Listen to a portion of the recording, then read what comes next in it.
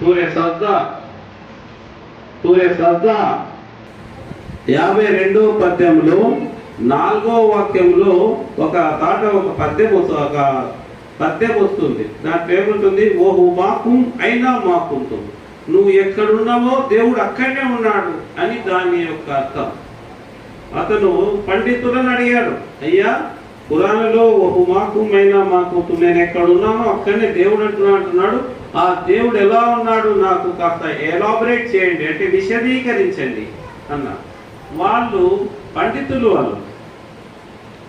పండితులు ఉన్నతులు చదివే కానీ ఆ తర్వాత ఆలోచించే పరిజ్ఞానం వాళ్ళలో లేదు.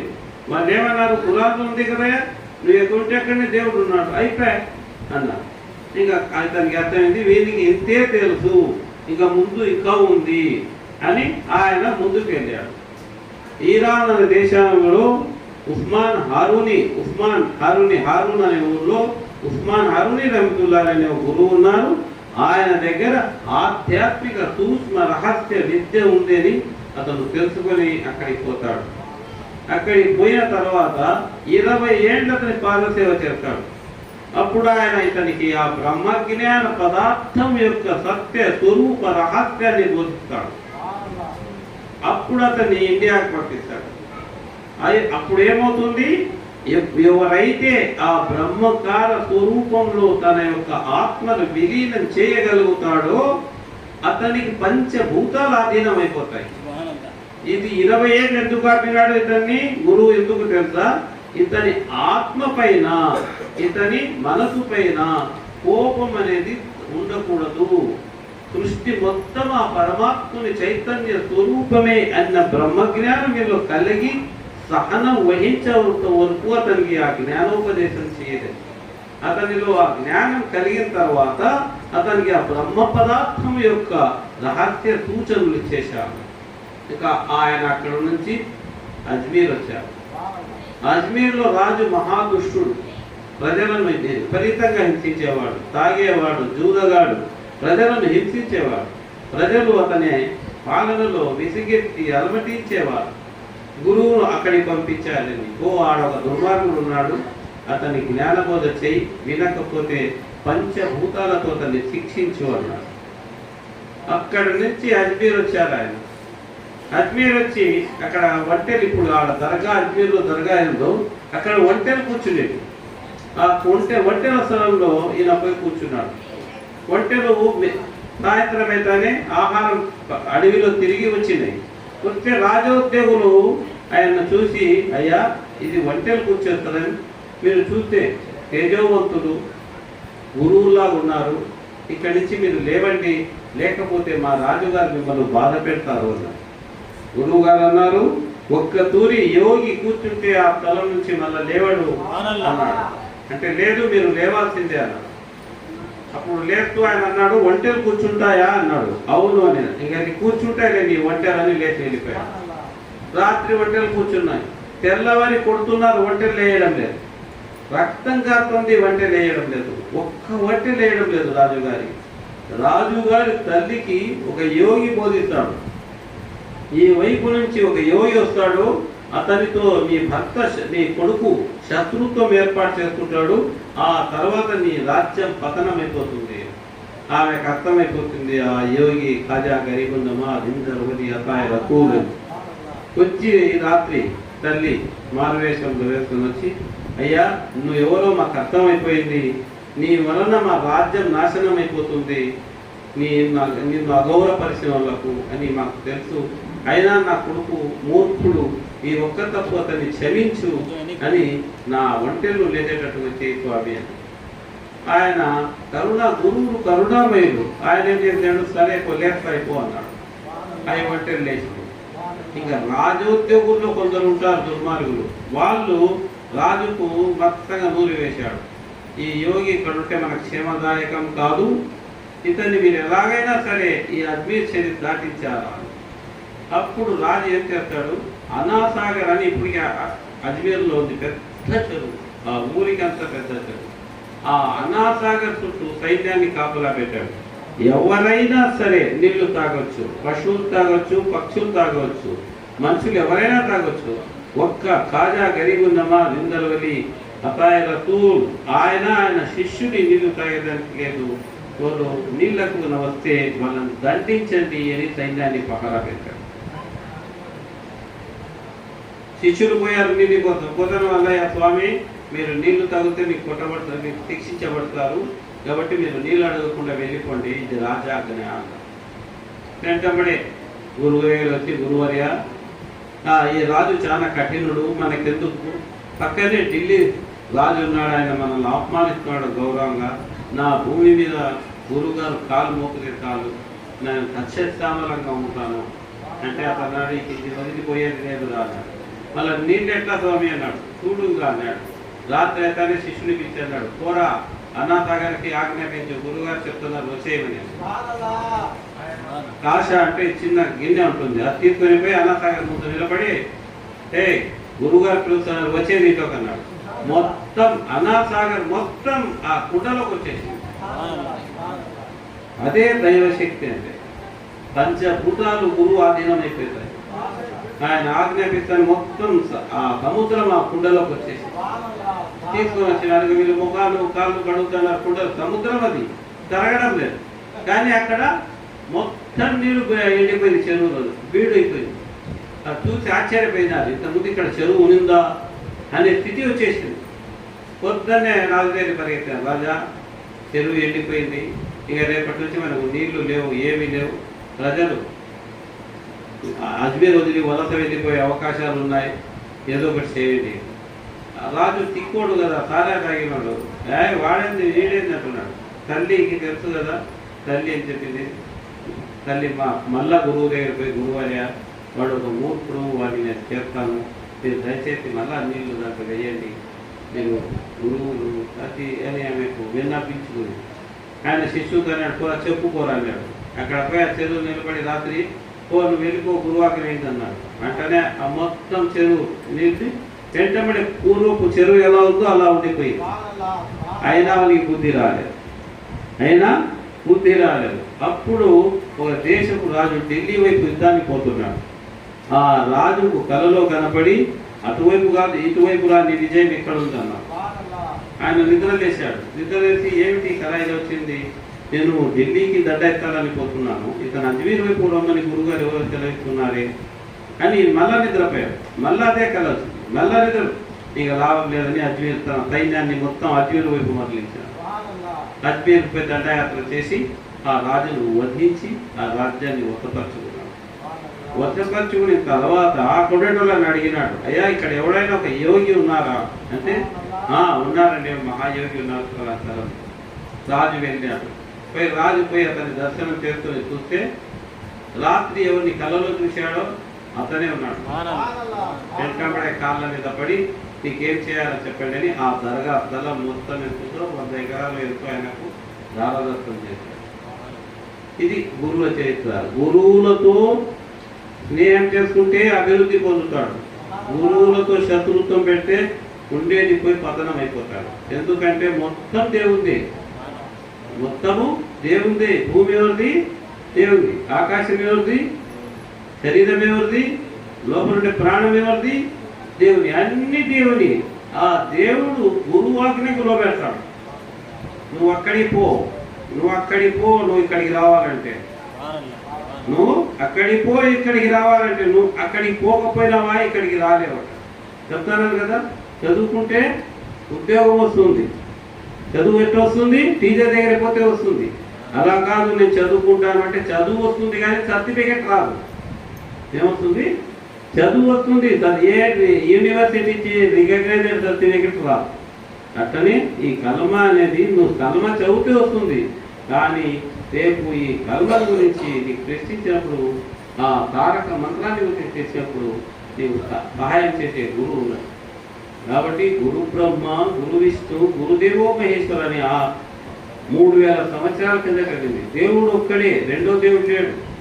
కనపడేవాడు గురువు, కనపడని వాడు దేవుడు.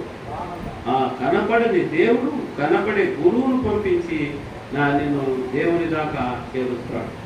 జీవితాన్ని, గమ్యాన్ని మారుస్తాడు. ఆ గమ్యం మార్చేవాడే గురువు. కాబట్టి మనము మనస, వాచ, కర్మ త్రికరణ శుద్ధితో గురువాక్యం శిరోధార్యం అంటే మనము ఇహ పర లోకాల్లో సంతోషంగా ఉంటాం.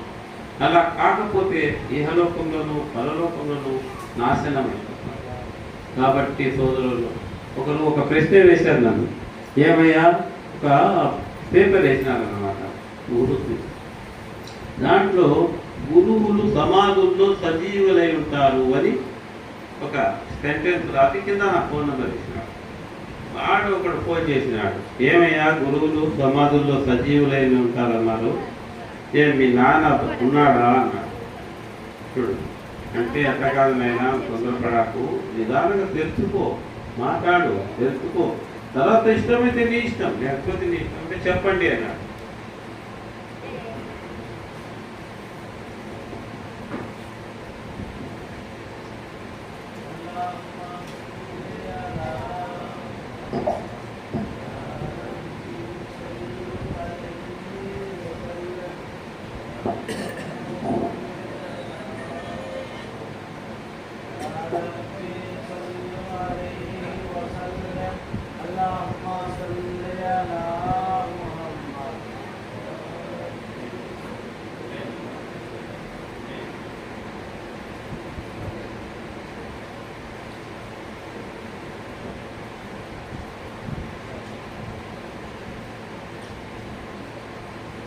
అతను ఆ ప్రశ్న వేశాడు. పొద్దుటూరులో ఒక శ్మశానం ఉంది, దాంట్లో ఒక వాక్యం రాసిద్దాడు. ఏమని? అస్సలాము అలైకుం అహ్లల్ ఖబూర్ అంటే అర్థం ఏమి? ముస్లిం షరీఫ్ అది. అంటే అర్థము, సమాధులలో ఉన్న వార్లారా మీ పైన శుభములు కలుగుగాక అనే అర్థం అది. అంటే సజీవులకు శుభ సూచనలు ఇస్తావా, చనిపోయిన వాళ్ళకి ఇస్తావా అంటే మనం బతికి ఉండే వాళ్ళకే చెప్తాం, నీకు దేవుడు శుభాలు కలిగించుగాక. కాబట్టి శ్మశానంలో, సమాధుల్లో ఎవ్వరు కావరు, సమాధుల్లో అందరూ బతికే ఉన్నారు. మన అపోహ లేదు. సూర్య 20వ సూరాలో ఆ వాక్యం వస్తుంది. మిన్హా ఖలక్నాకుం, మీకు ఈ మట్టి నుండే తయారు చేశాం, మళ్ళీ ఈ మట్టిలోనే వేస్తాం, మళ్ళీ ఈ మట్టి నుండే మిమ్మల్ని లేపుతాం. కాబట్టి ఈ గురువు సహచర్యంలో ఎవరు ఉంటారో వారికి కనపడని వస్తువులన్నీ ఆ గురువు గారు చూపిస్తారు. ఇప్పుడు ఉదాహరణకి మనం చదువు రాదు, చదువు రాకపోతే ఏమవుతుంది? ఏ బోర్డు చూసినా మనకు అర్థం కాదు. మనం బస్ స్టాండ్ పోతాం, హైదరాబాద్ పోవాలనుకుంటాం, ఏ చూసినా ఎట్లుంటాయి, ఈ ఏమంటారు, తాలిగూడు కాళ్ళు మాదిరి ఉంటాయి, ఒక్క టింకరగా ఉంటాయి కదా. మనకు తెలుగు చదువున్నాం కాబట్టి తెలుగు అర్థమవుతుంది. అయితే మనం కర్ణాటక పోయినాం అనుకో, ఆ కర్ణాటక అక్షరాలు చూస్తే ఎట్లుంటాయంటే తాలిగూడు ఉంటుంది కదా, తాలిగూడు కాళ్ళ మాదిరి ఉంటాయి, ఇట్లా తిరిగి ఇట్లా తిరిగి ఇట్లా తిరిగి. ఏమర్థమవుతుంది? అర్థం కాదు. అదే చదువుకుంటే అదేమిటి అనేది అర్థమవుతుంది. మనం హైదరాబాద్ పోవాలని గురువు దగ్గర చదువుకుంటే అది చదివి గమ్యం చేస్తాం, లేదా చేరలేము. అదేవిధంగా గురువు కూడా ఆ సాంగత్యంలో అతనికి ఆ బ్రహ్మజ్ఞాన రహస్యాన్ని బోధిస్తే సృష్టిలో నిక్షిప్తమై ఉన్న దివ్య చైతన్య స్వరూప శక్తులన్నీ ఇతనికి దర్శనమిస్తాయి, ఇతనికి కానొస్తాయి. మనిషికి ఎన్ని కళ్ళు ఉన్నాయి? 3 కళ్ళు ఉన్నాయి. 2 చర్మపు కళ్ళు, 1 ఆత్మ కళ్ళు. వీడు నిద్రపోతాడు, నిద్రపోతే కలగంటాడు కదా. అప్పుడు ఈ చర్మపు కళ్ళు నిద్రపోయే కళ్ళు మూసి ఉంటాయి, మరి ఏ కళ్ళుతో కూర్చున్నాడు? ఆ విషయాన్ని బ్రహ్మయోగి అయిన ఇమాం గజాలీ రహ్మతుల్లాహి అని 1000 ఏళ్ల కిందట ఓ పుస్తకాన్ని రచించాడు. నీకు 3 కళ్ళు ఉంటాయి, ఒకటి 2 చర్మపు కళ్ళు, ఒకటి ఆత్మకన్ను. ఇవి ఆత్మకన్ను నిద్రపోయినప్పుడు తెలుసుకుంటుంది, ఈ కళ్ళు ఎప్పుడు మూతపడితే ఆ కన్ను తెలుసుకుంటుంది. అయితే ఆ కన్ను నీ జ్ఞానాన్ని బట్టి తెలుసుకుంటుంది. నీకు ఇంతకుముందు చెప్పాను, హైదరాబాద్ బస్ ఎదురుగానే ఉంటుంది, కానీ చదువు రాకుంటే తెలుసుకోలేవు, అదేమో వెళ్ళిపోతుంది కదా. అదే విధంగా ఆ దివ్య సృష్టిలో ఉండే దివ్య చైతన్య స్వరూపాలు నీకు కానొస్తాయి, కానీ నీకు ఆ జ్ఞానం లేకపోతే అవి నీ ముందు నుంచే పోతుంటాయి, కానీ నువ్వు దాన్ని అర్థం చేసుకోలేవు. ఆ విద్య నేర్పించేవాడే గురువు. ఆ గురువు విద్య నేర్చుకునేదానికే 20 ఏళ్ళు ఖాజా గరీబ్ నవాజ్ గురుదేవుడు. ఒక గురు చరిత్రలో కథలు వస్తాయి, జ్ఞాన పూరితంగా ఉంటాయి. ఒక చెప్తుంటాను ఆ కథ, ఎన్ని తూర్లు చెప్పినా చెప్తా. ఆ గురు చరిత్ర కథ ఒకే మాదిరి ఉంటుంది. ఒక అడవిలో ఆవు నింది. ఏమి ఆవు నింది. ఆవులు ఉంటాయి కదా ఊళ్ళో. ఇప్పుడు 100 ఏళ్ల కిందట కథ ఇది. 100 ఏళ్ల కిందట అన్ని అడవులే, అంతా అడవులే. ఇంకా ఆవులు అడవికి పోయింది. పోతే ఒక ఆవు పచ్చిక మేసు అడవి లోపలికి వెళ్ళిపోయింది. లోపలికి వెళ్ళిపోతే ఏముంటాయి, పులులు ఉంటాయి. ఒక పులి వెంటపడితే ఆ ఆవు పరిగెత్తడం దొరికింది. పరిగెత్తా ఎక్కడికి పోయింది, అది చెరువు దగ్గర పోయింది. ఆ చెరువు సగం చెరువు బుడదతో నిండింది, సగం చెరువు నీళ్లతో నిండింది. ఇంకా బుడదలో పరిగెత్తింది. ఒక 100 దూరం పోయాలికే బుడద చిక్కగా అయిపోయి కాలు పెడితే ఒక కాలు పిగితే 3 కాలు ఇరక్కపోతున్నాయి. అంటే అడుగు ముందు పడడం లేదు, ఈ అడుగు తీస్తే ఆ అడుగు ఇరక్కపోతుంది. ఇంకా ముందుకెట్టపోతుంది. ఇక వెనకాల పులి పరిగెత్తింది, అది 50 అడుగుల దూరంలో నిలబడిపోయింది. ఎందుకంటే ఆవు కాళ్ళు పొడుగుగా ఉంటాయి, పులి కాళ్ళు పొట్టిగా ఉంటాయి. అది 50 అడుగుల దూరంలో నిలబడిపోయింది. అది ఈగితే ఒక కాలు ఎగితే 3 కాలు ఇరక్కపోతున్నాయి, ముందు అడుగు పడడం లేదు, 2 ఒకటి చూసుకుంటున్నాయి. అప్పుడు ఆవు పులిని అడిగింది, ఇప్పుడు ఇద్దరం ఇరక్కపోయినాం కదా, నిన్ను ఇడిపించే వాళ్ళు ఎవరన్నా ఉన్నారా అని. నిన్ను ఇడిపించే వాళ్ళు ఎవరన్నా ఉన్నారా అని.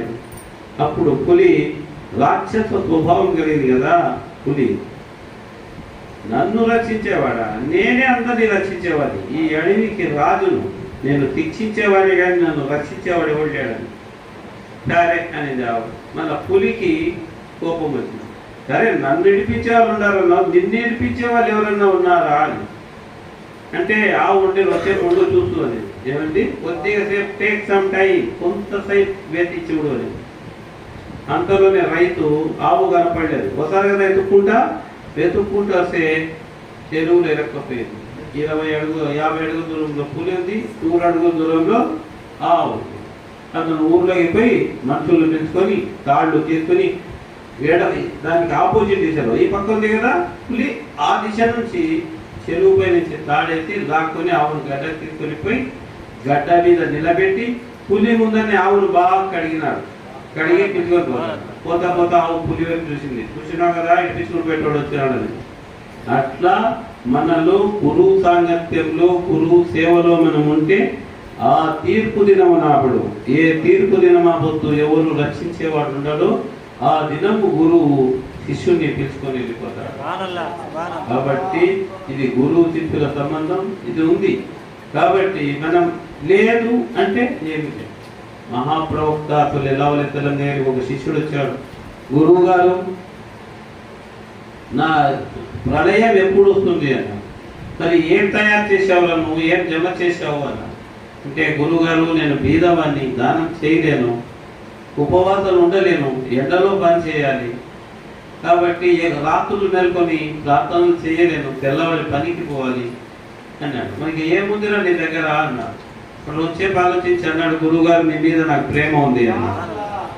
అతను ఉదయం ఇట్లా పోయేటప్పుడు గురువును చూసిపోతాడు, రాత్రి పని చూసుకొని ఇంటికి పోయేటప్పుడు గురువు దగ్గర కూర్చొని 2-3 గంటలు ఉండి ఇంటికి పోతాడు.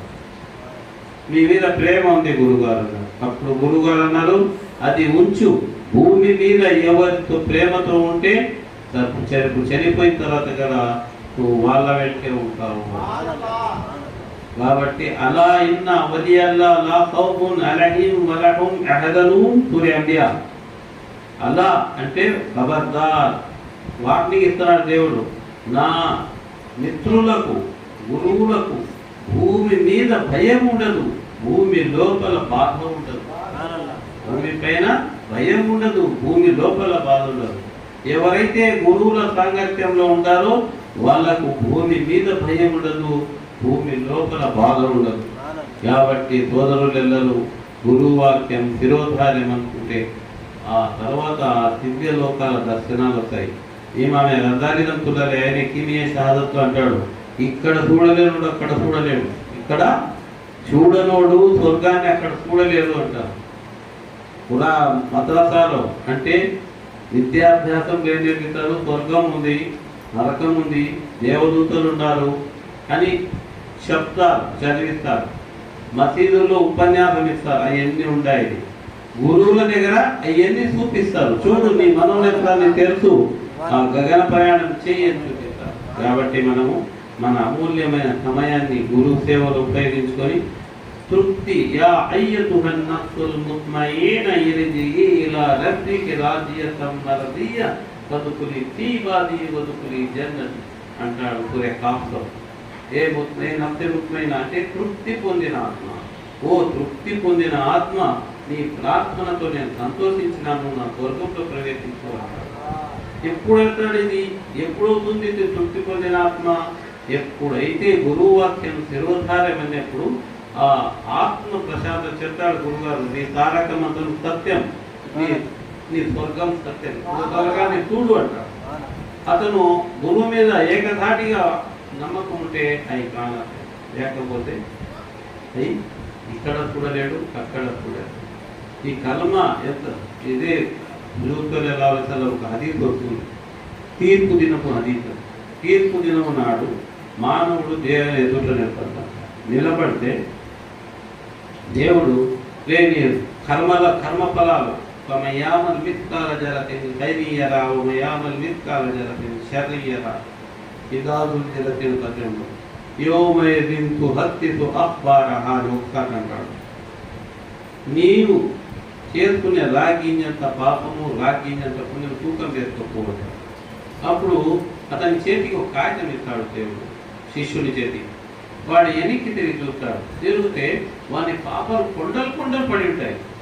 అది చూసి మళ్ళీ దేవుని వైపు విముఖమై ఒక సర్వలోక సృష్టికర్త, ఆడ పాపాలు కొండలు కొండలు పడి ఉంటాయి. నువ్వేమో నా చేతి కర్మఫలం ఒక కాగితం ఇచ్చినావు, ఈ కాగితం ఆ త్రాసులు వేసి తూంచినా ఒకటే, తూంచకపోయినా ఒకటే అంట.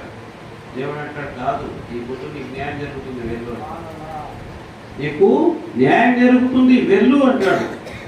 శిష్యుడు భక్తుడు నిరాశతో నిస్పృహతో పోతాడు. ఆ త్రాసు దగ్గరికి పోతానే కొండలు కొండలు పాపాల పెద్ద త్రాసులు పెట్టేస్తాడు. ఇంకొకైపు ఇతను కాగితం వేస్తాడు.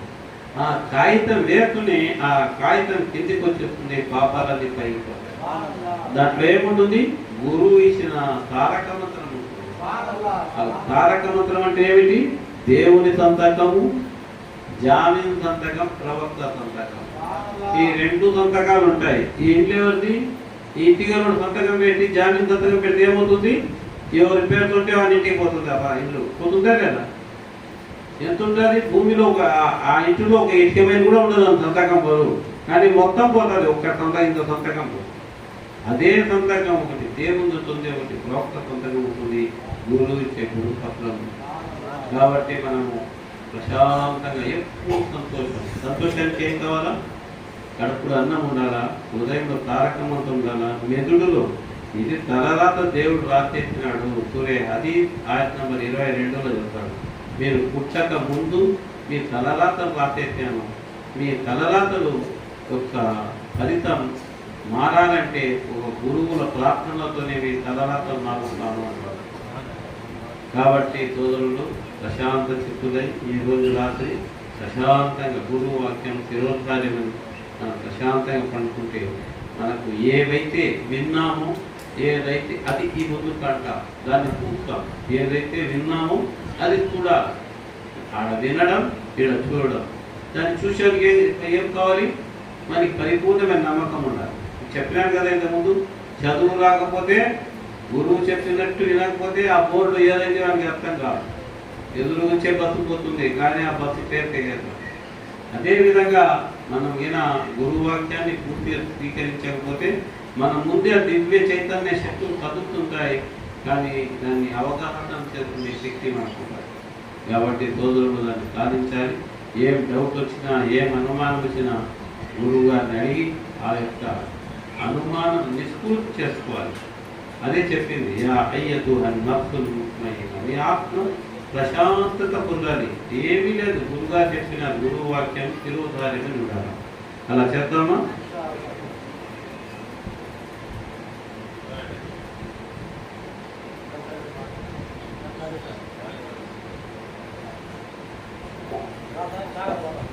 चाहे